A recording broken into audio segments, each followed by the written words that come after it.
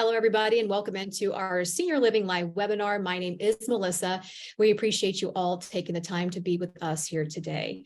Our webinar is all about digital estate planning, and we're going to tell you what that is. Newsflash, just about everybody has one, and ways that you can protect it now and in the future. Rachel Donnelly, you see her there. She is our guest presenter.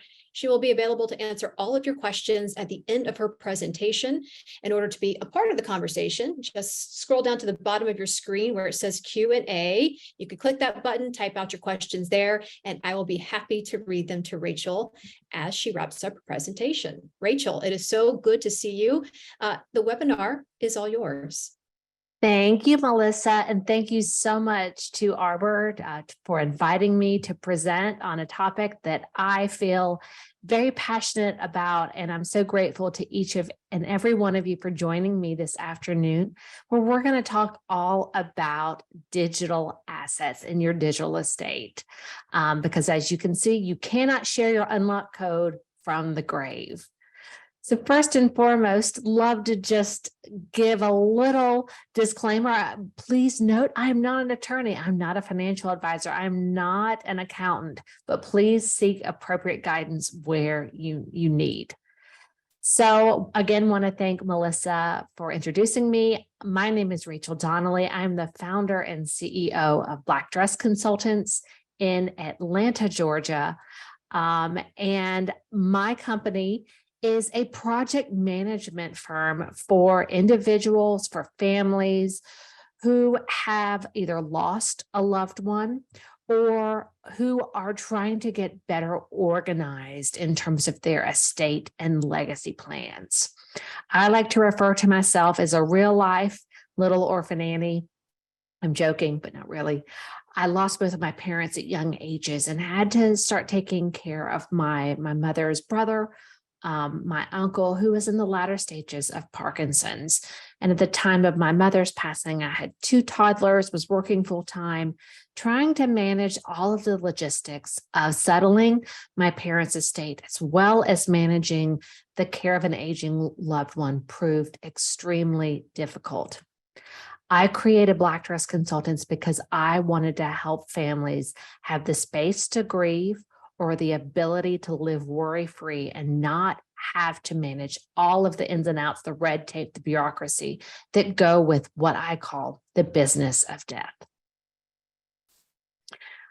So I'm not do not make dresses. I'm not a stylist. I don't own a boutique, but here is the inspiration for my business.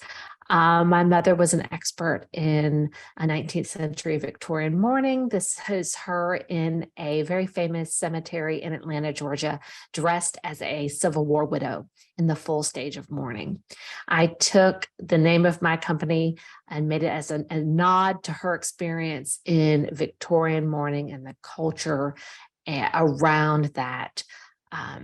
So that's where that came from, and just want to give you a little bit of background. So I'm going to be using a lot of terms that you may not have heard about. What is she talking about? Digital estates, after loss consulting, legacy planning, a lot of buzzwords there. But what I like to say with after loss consulting, which is about 65% of the business that we do. So that is for those who have recently lost a loved one, mostly serving as executor or the administrator of an estate, and aren't sure how to get started, where to begin, and how to manage all of the tasks that go along with managing and settling an estate. About 30 to 35% of the business and how we work with clients is through legacy planning. And that is for individuals who want to preserve your story, protect your family, and capture the critical details that people often forget to pass on. So in other words, I like to say that we help either manage or prevent dumpster fires. So you may be thinking, Rachel, won't my estate planning attorney or financial advisor help me with all of these details that may cause pain points for my family down the road? And while the answer is yes, and you absolutely need one, there are some details that we're going to talk about today and decisions and knowledge gaps that I would like to pull the rug back on that aren't traditionally addressed in estate planning. Not to say that they aren't ever, but these have been the recurring themes that I've seen over and over again in working with clients manage the administrative tasks of after loss. So one of the biggest ones is your digital asset, your digital estate. And you may be thinking, what does that exactly mean? So anything that is in digital form is considered a digital asset. That can go from your photos, your emails, your texts, your cryptocurrency, if you're into that, your gaming tokens, YouTube royalties, social media accounts, how you pay and access your online bill and bills. So it's so much more than your online presence. Also included is all the data that is stored on your computer, your laptop, your iPad, your hard drive, your phone, on and on and on. So many pieces, do have financial value, but many others have different types of value, such as exchange value and sentimental value. So this just gives you a little snapshot of the different types of digital assets that are out there. And we're going to get into those and then talk about the specific ways and the specific strategies you can use today to help safeguard and protect them for the future. So I love to use this visualization it's called The Evolution of the Desk, which was born out of the Harvard Innovation Lab. And the goal is to really illustrate the impact that technology has had on our lives over the last 35 years. Now, who remembers the good old Rolodex and how we used to, keep track of all the phone numbers and business cards? And everything on this desk has now been replaced. The clutter desk has been replaced with just your phone, just your sunglasses, and just your laptop. So it just goes to show the wide and the broad brush that our digital footprint and our digital presence has these days.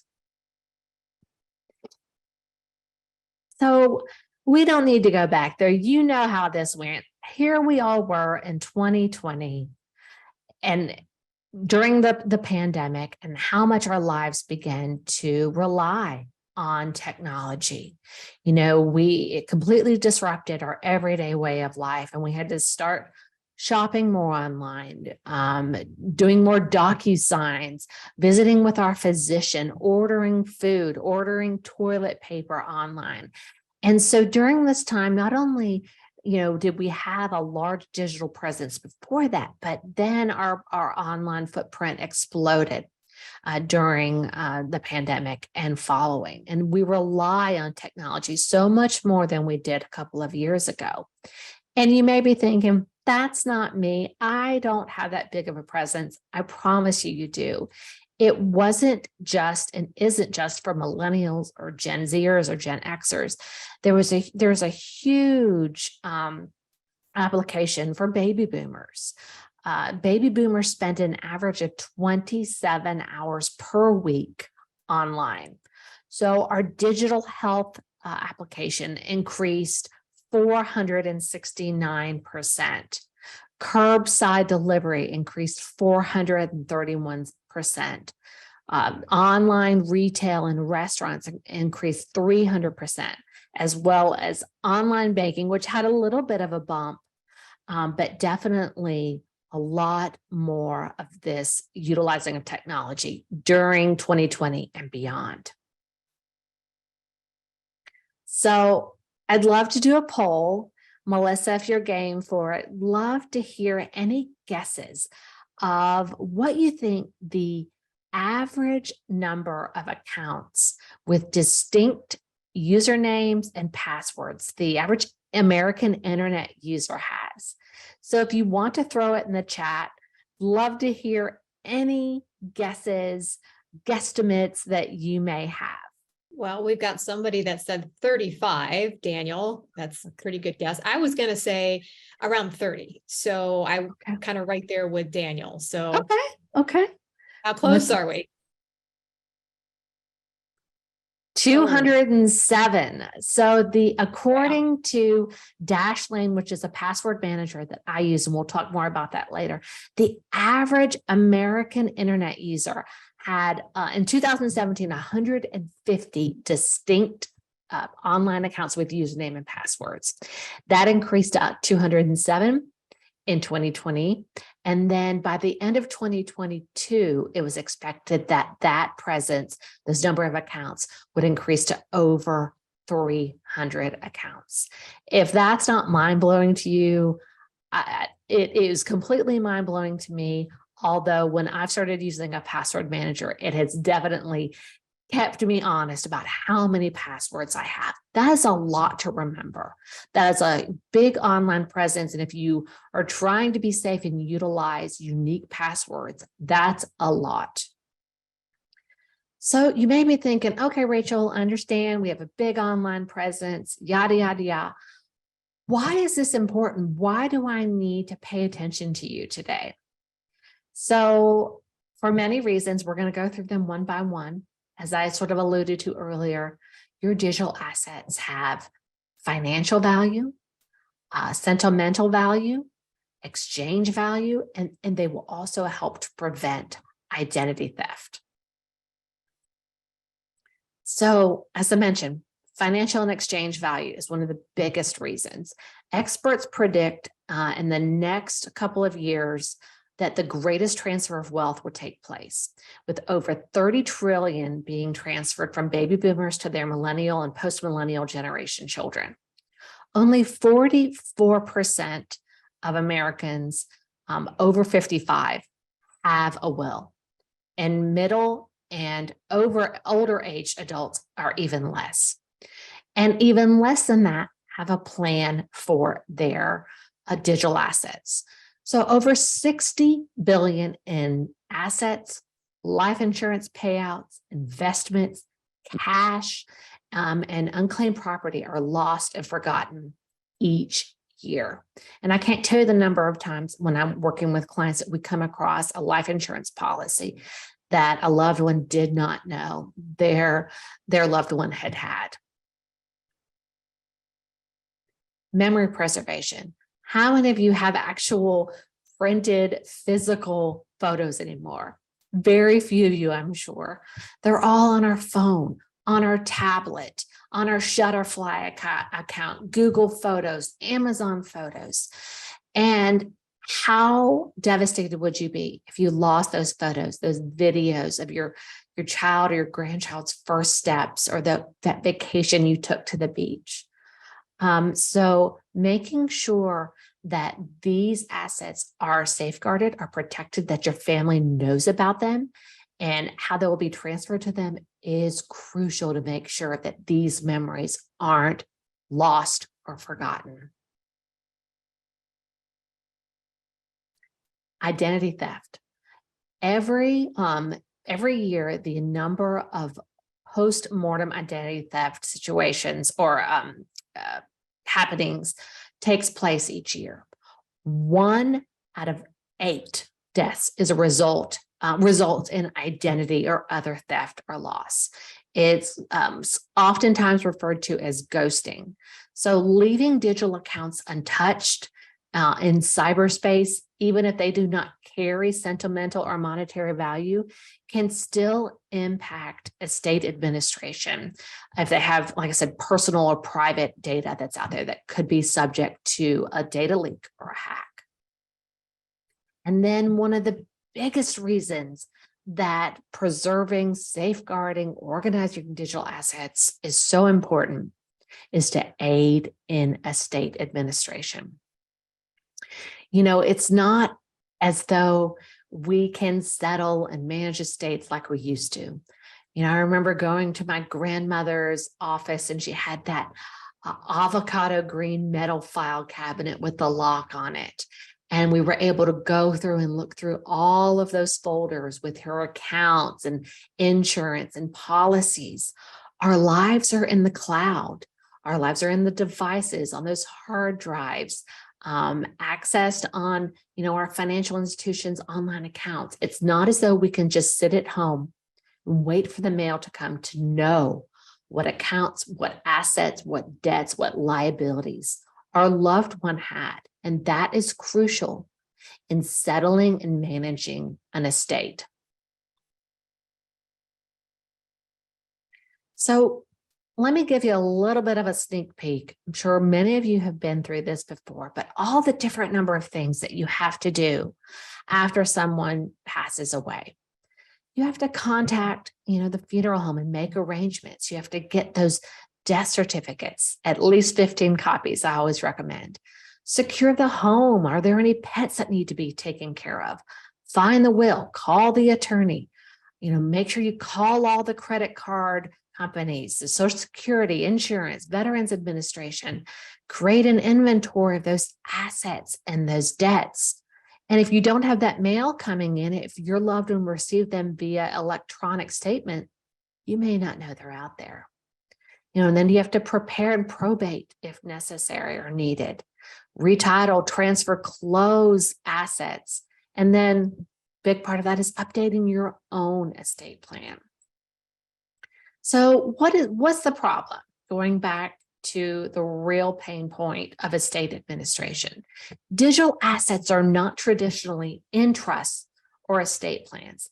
And you can see this visual of the many different areas where digital assets exist that may not be included. So this could be subscriptions, payment platforms, digital wallets, e-commerce. If you're selling Christmas ornaments that you make and selling them on Etsy, your rewards, your Sky Miles, your Amazon points, non-fungible tokens, cryptocurrency, trading, web domains, social media, your alumni account, all of these things that are out there, like I said, may not be included in your estate planning documents and therefore may be subject to loss or just not known about and forgotten. So here is an actual photo or video of me cleaning out my grandmother's house, which had been in our family for 120 years. My mother had 3 houses after she passed away, including one that had been passed down in our family. I just mentioned my grandmother's house. And it took me so much time, so much energy, and so many decisions to have to sort through this lifetime of belongings of not only my mother, but my grandparents and my great-grandparents. It took me months and months and months, actually years, to settle my parents' estate. So the average number of hours it takes for an executor of effort to settle an estate is 420 to 570 hours. 5 phone calls have to be made per week at least. 46% of people said they spend more than 26 hours per month, and an average of 13 months to settle the whole process. And 6 out of 10 said it took them so much longer than they expected. And this is how we help clients day in and day out, is wading through this laborious and often frustrating process, but it doesn't have to be so hard. So after going through all of these reasons why your digital assets are important, I hope you realize and know that your digital assets, your digital estate, is the new player at the estate planning table. It will prevent loss of assets. It will protect from after-death identity theft. It will ensure accounts are closed, transferred, archived, and it will prevent unnecessary funds from continuing to drain your estate after you're gone. All of those Hulu and Netflix and HBO Max and Paramount that your family may not know about that will just continue to accrue once you're gone. And also, including your digital assets in your estate plan, will help provide direction and guidance. So what's a gal? What's a guy? What are you to do?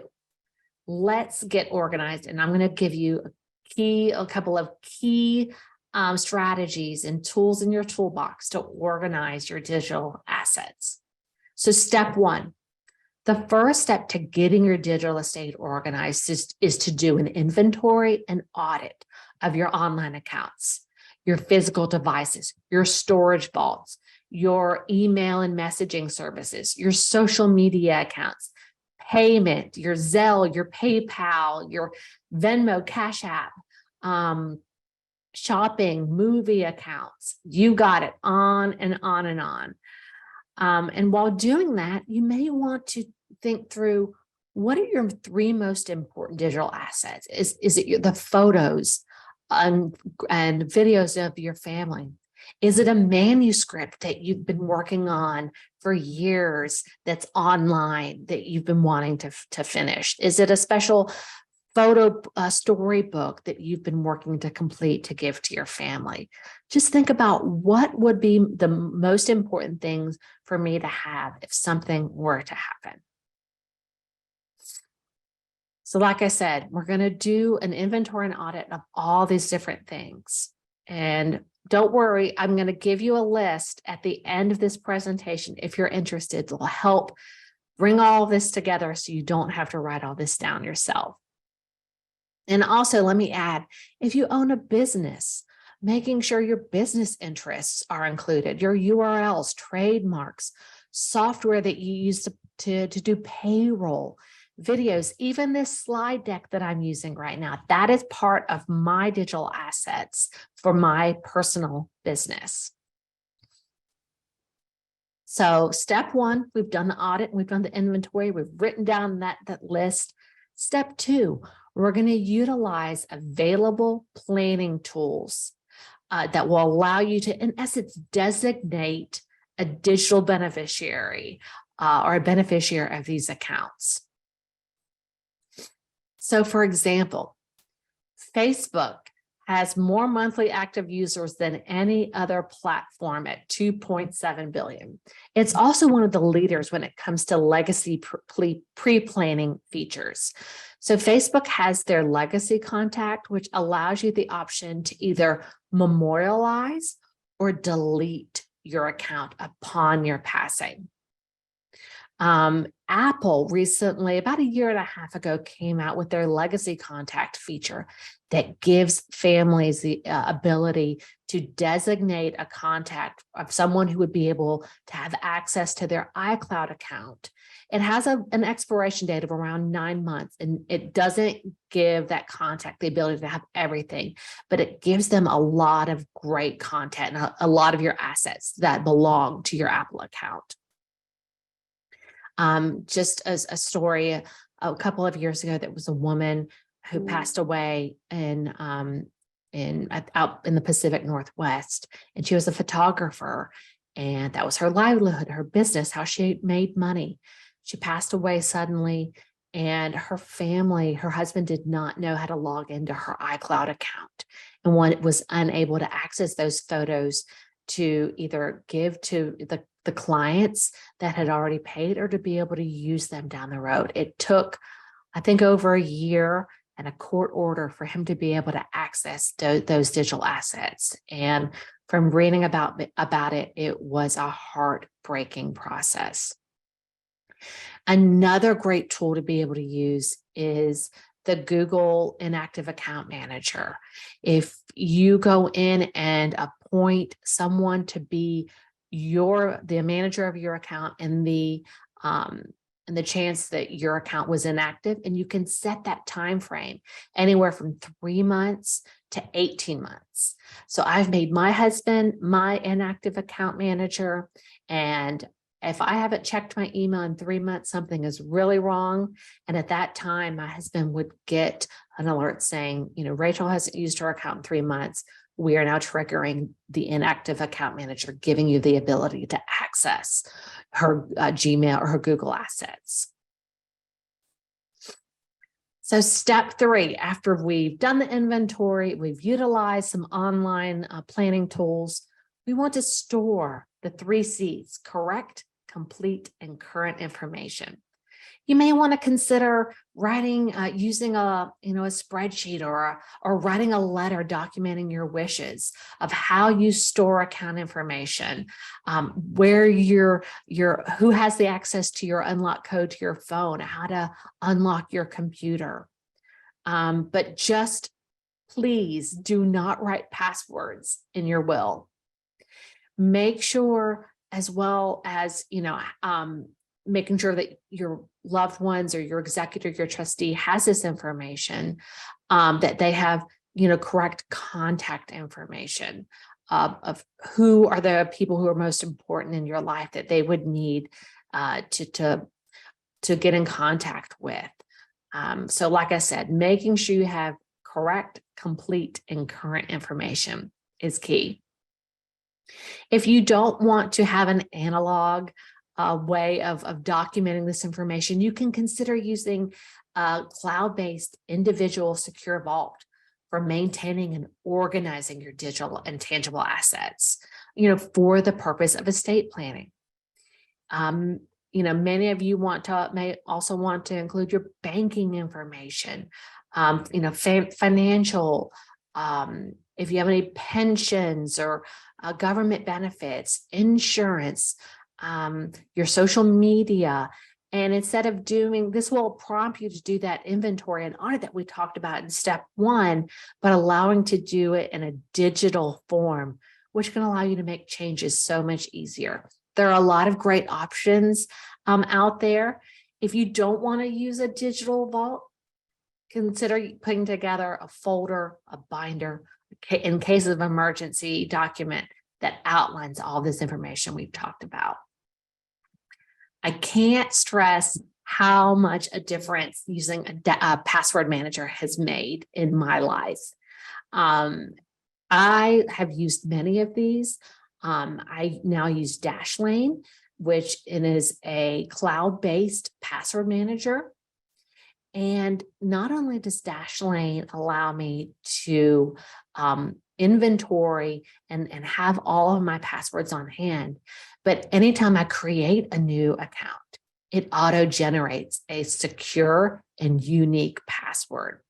It also monitors my online presence. My husband and I have a family account. Recently, it gave me an alert that my husband's Twitter credentials had been found on the dark web. So I was able to let him know, hey, go online, change your username and password because this information is out there somewhere. Now, many of you may be thinking, oh, Rachel, I use Apple's Keychain or Google Chrome Pass.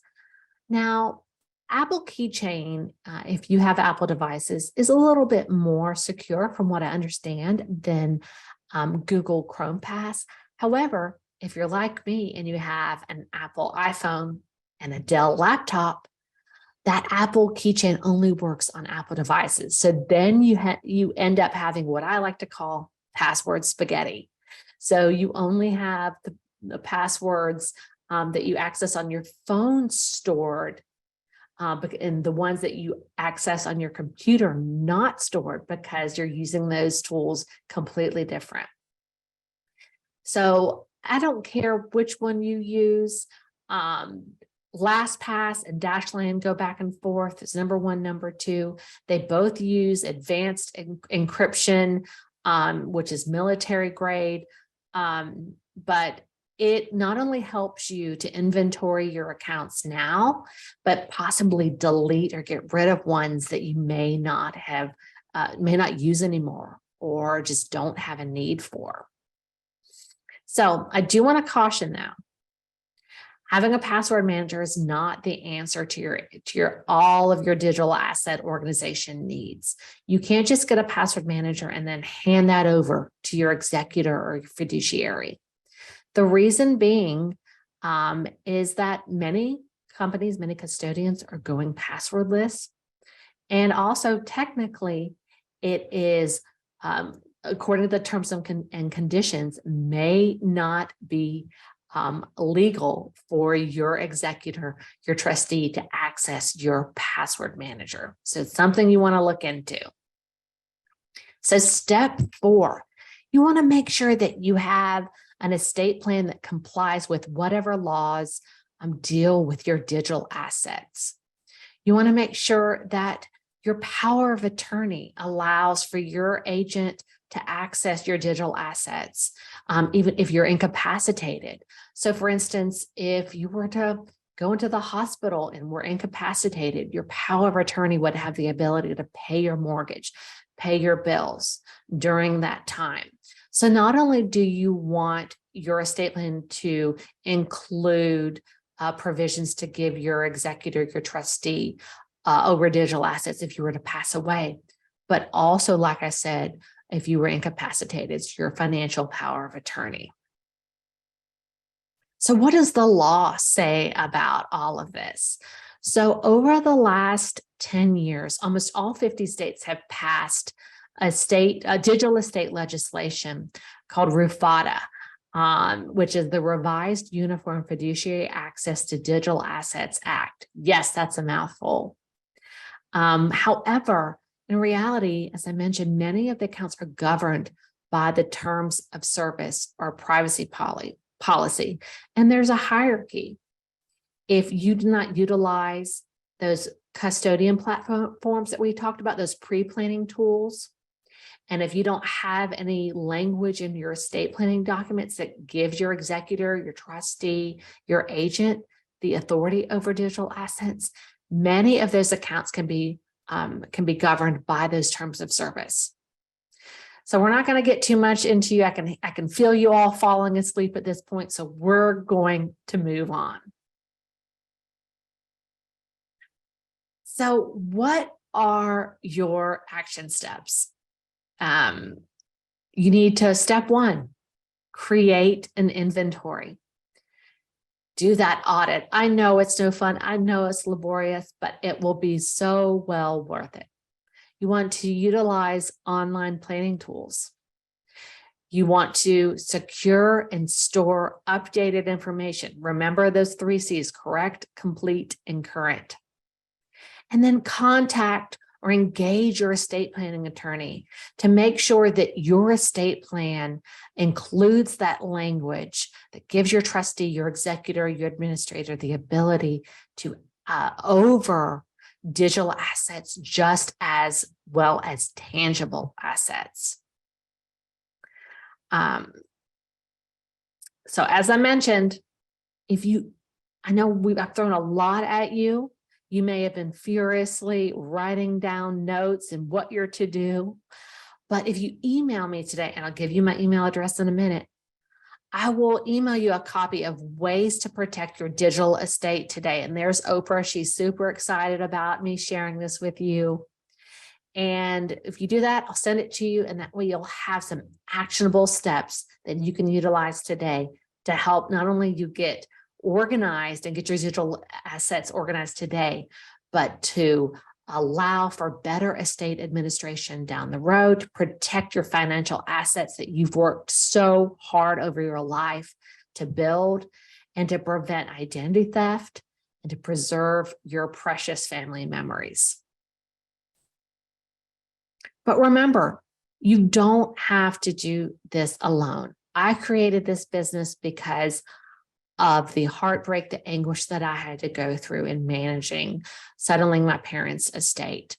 We are here for all sorts of things. If you need to schedule a complimentary discovery call to talk through your unique circumstances and needs, but we also have helpful tools and resources for doing an estate clean out, selling or consigning tangible personal property, how to preserve the uniqueness of you and your story and your memories, grief support recommendations, funeral and memorial planning.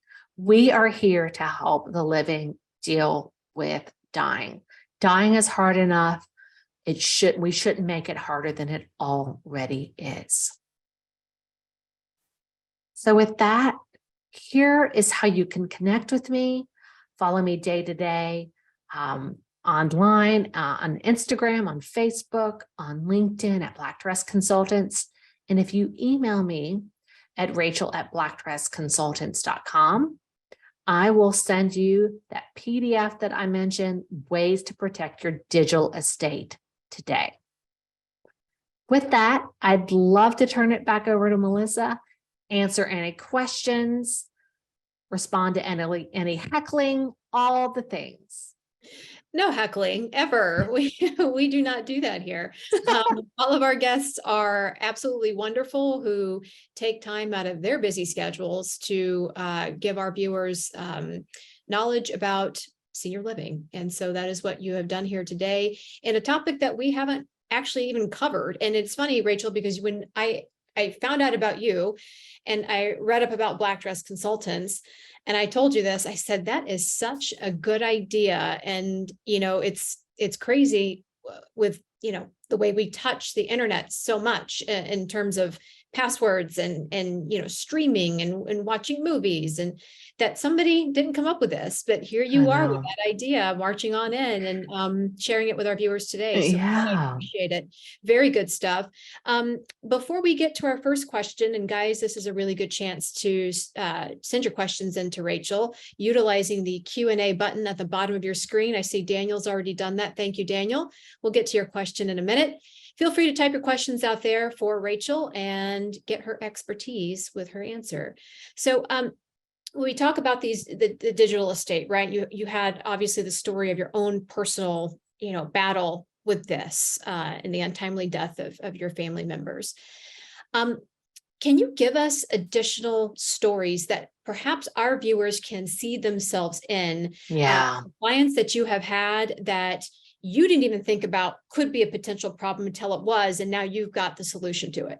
Yeah, I mean, anywhere from, I'm working with a woman right now. Her husband had a massive left side stroke. He's in his actually 40s. She doesn't know the unlock code to his phone, how to access his computer, how to pay all of their family bills, what bills they had, what accounts they had. So we're helping her to sort of reverse engineer and try to do a detailed inventory of everything so that they know she can create a family and monthly budget. She knows, what bills need to be paid. So that has been a real eye opener. Helping families.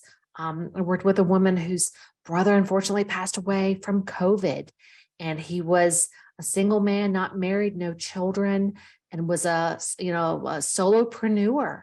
And I had to work with her to find out what businesses, how his businesses were titled, what URLs he owned, who owed him money, who he owed money, how to close all that down and how to shut down his life. And it was a really heartbreaking process. In that same vein, she didn't have the unlock code to his phone. She didn't know how to access his computer. We had to petition to Google to allow her the ability as the named administrator, because there wasn't a will, for her to get access to his Google assets. And it took months and months and months. So these not only can be exhausting in terms of your grief, but have real, can cause real issues in terms of how to settle an estate, pay bills, how to distribute funds to beneficiaries. So I could go on and on and on, but the heartbreak I have seen is real and has just really compelled me to want to get out and spread the word that this is one of the best things and the best gifts you can give your families, is to get better organized. Yeah, absolutely. I mean, we don't even think about it, but I mean, I unlock my phone with my finger. So, Yes. We just don't really think about, the person's here one day, they're gone the next. We're grieving, we're going through the process of not having that person here anymore.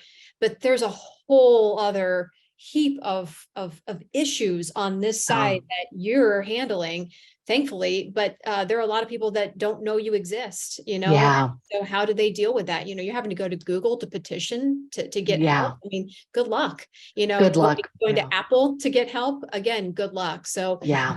this is why this is so important. And this is why we have this webinar here today, to inform all of you that these are steps that you should be taking to help your loved ones so that they can go through the grieving process and not have to worry about all the other stuff on the back end. So Yeah. get to Yeah. our questions. We'll start with Daniel. What about Norton Password Manager?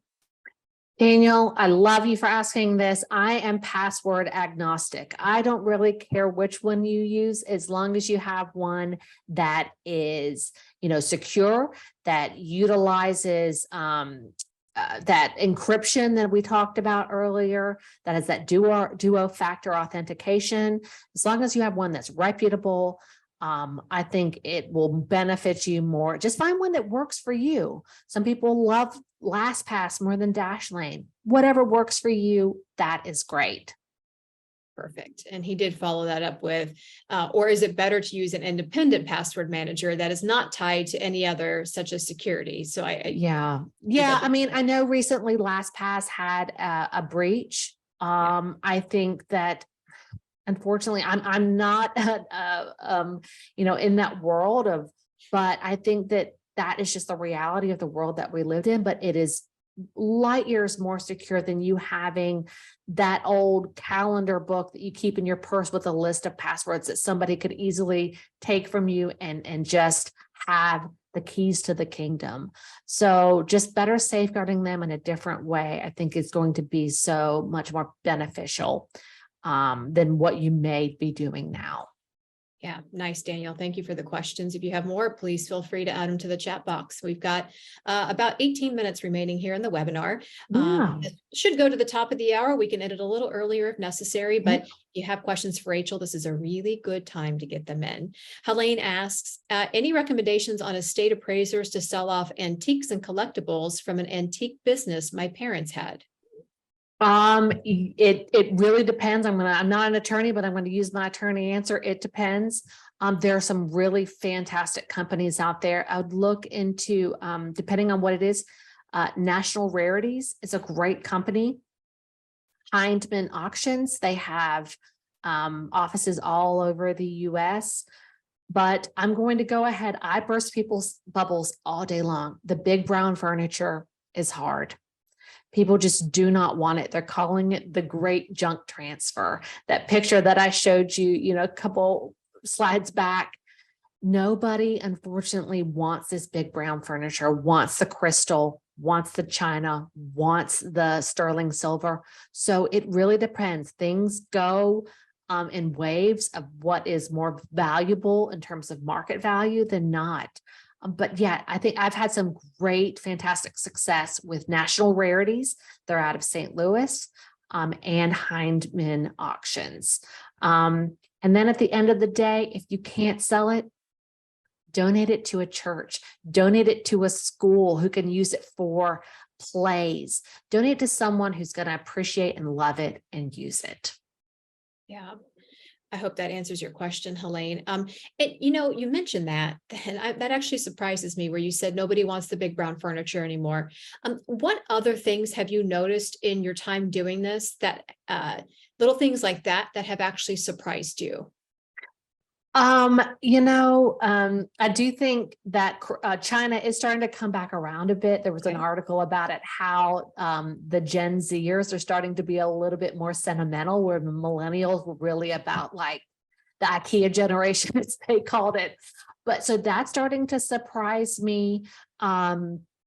And the sports memorabilia is really big right now. If you had a pair of Air Jordans from Michael Jordan, like, a lot of money. So that's surprising, and it's just can be so subjective.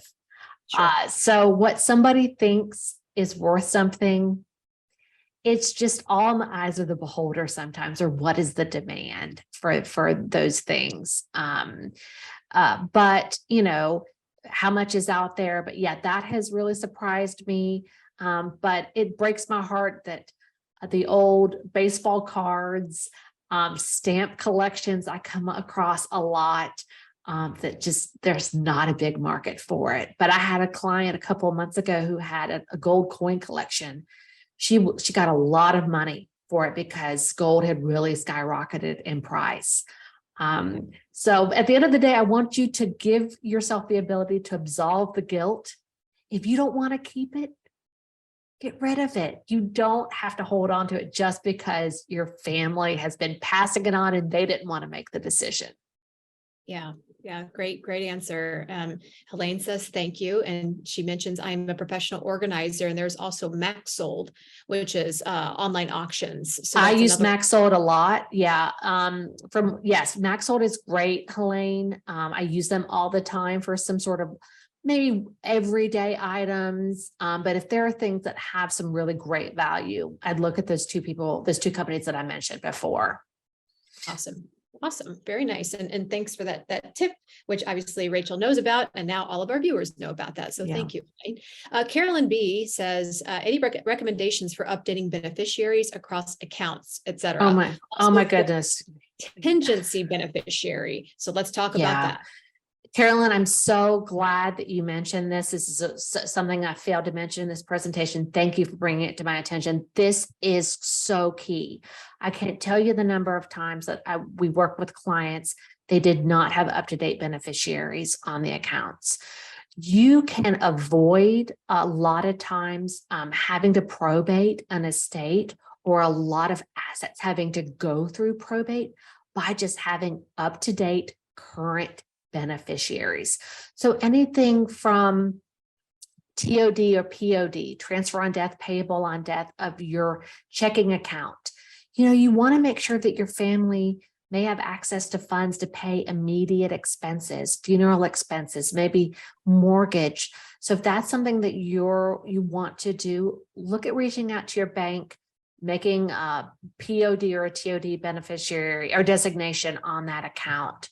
But yes, looking across all of your accounts, your retirement accounts, your life insurance. I can't tell you the number of times I've worked with families where the life insurance policy went to an ex-spouse that can cause a lot of issues. So, and a lot of times you can do this online. You can log into your account and look at those beneficiaries. The only thing to be careful of is if those beneficiaries are under 18. Talk with your attorney about what implications that would have, and make sure you're creating the plans and have strategy in place so that wouldn't cause any issues down the road. Yeah, great questions by everybody today, especially that one, Carolyn. Keep them coming if you guys want. We've got about 10 minutes left. So I want to take everybody, Rachel, through the steps and the process and what it looks like. We saw the wonderful photo of your mother at the very beginning with the black dress. It's how you got the name. So if somebody picks up the phone and they call your office today, how did they start? What does the process look like? And what are we looking at from a time perspective? Yes, that's a great question. Thank you for asking that. So I offer a free 30-minute discovery call for anybody and everybody who wants to speak with me. In terms of our after loss consulting services, if you call and you've lost a loved one, what we're going to do is we're going to do an intake form. We're going to talk through your unique needs and circumstances, your goals, what's keeping you up at night. And then we're going to create a customized one-size-fits-one plan that's going to help triage, streamline, prioritize tasks. Our after loss consulting services are usually 6 months, 6-month engagement. Many times families are going through probate. So it's walking them through, like I said, prioritizing, streamlining tasks, and then me not only assigning tasks to my client, but us working on the back end to help fulfill many of those tasks on their behalf so that they can really focus on the things that matter. So that's our core after loss consulting services.